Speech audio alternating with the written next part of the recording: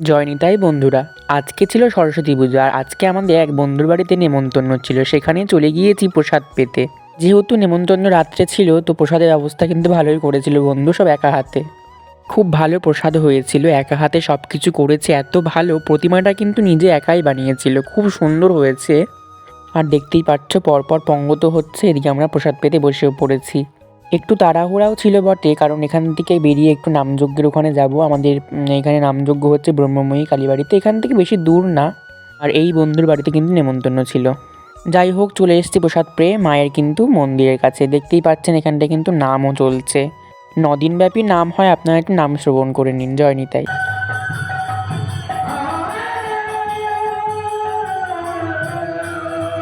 এই হচ্ছে কিন্তু আমাদের ব্রহ্মময়ী মা। মা কিন্তু খুব জাগ্রত, আর এই হচ্ছে ভগবান। আজকের ভিডিওটি কেমন লাগলো জানাতে কিন্তু ভুলবেন না। জয় নিতাই।